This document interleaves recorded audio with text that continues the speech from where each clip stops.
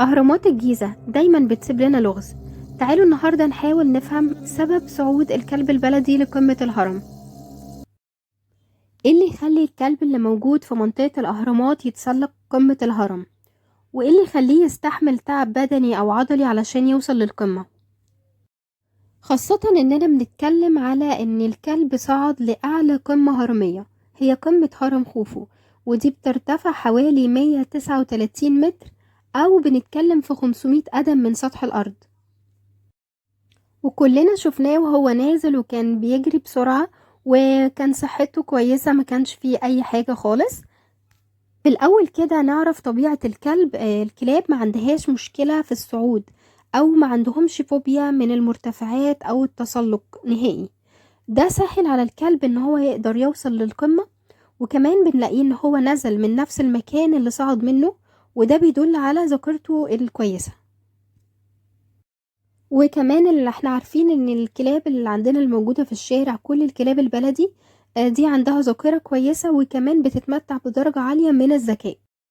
لما نيجي نطلع اي قمة جبل او اي تسلق، كل ما بنطلع فوق كل ما الاكسجين بيقل. هنا واضح ان الكلب برضو اكيد كان متأثر بنسبة الاكسجين اللي بتقل فوق، وهو كان بيطلع واحدة واحدة. مش شرط ان هو كان يطلع سريع زي ما هو نزل سريع، واضح ان هو كان بيطلع واحدة واحدة. لكن احنا ما عندناش فيديو بيوضح هو ازاي الكلب طلع فوق. طيب دلوقتي احنا عرفنا ازاي الكلب قدر يطلع فوق عند قمة الهرم 139 متر. دلوقتي عايزين نعرف السبب اللي خلى الكلب ده يطلع فوق. بصراحة بعد سماع آراء كتيرة جدا، آخر رأي أو أكتر رأي كان مرجح في الموضوع ده، إن الكلب طلع فوق علشان يتفرج على العصافير، أو عشان كان بيطارد مجموعة من العصافير، أو مجموعة من الطيور اللي هو كان مشدود ليها.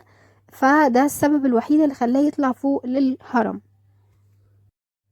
وبالصدفة تم اكتشافه وهو فوق عن طريق سائح أمريكي اسمه مارشال.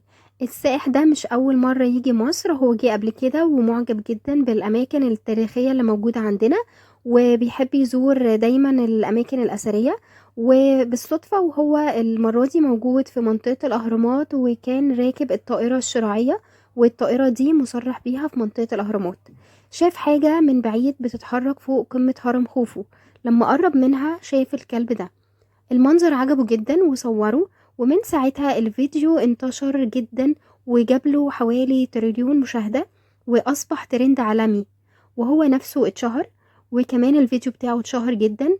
وحتى الكلب زي ما احنا شايفين اتشهر جدا لدرجة انه في ناس عايزة تشتريه بملايين الدولارات.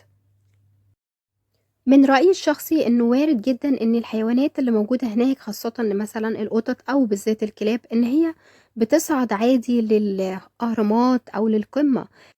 وارد يكون في كلاب طلعت قبل كده لكن ما اتشافتش، او ممكن يكون الكلب ده ذات نفسه صعد قبل كده للقمة وبرضه ما اتشافش، لكن من حسن الحظ انه تم التقاطه عن طريق كمان سايح اجنبي، والفيديو بتاعه انتشر في العالم كله.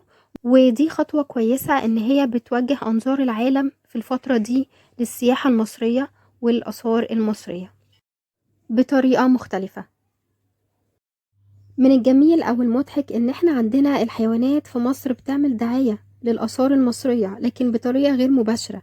زي عندنا كاتاكومب اسكندرية اتلاقت بالصدفة عن طريق حمار، والنهاردة عندنا الكلب البلدي البسيط جدا بيخلي العالم كله يتكلم عن أهم أثر في مصر، أهرامات الجيزة.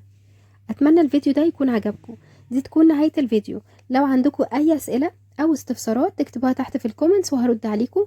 وحابة ان انتوا تشاركوني برأيكم في الفيديو ده، وشايفين اللي حصل ده شايفينه ازاي من وجهة نظركم. شكرا لمتابعتكم.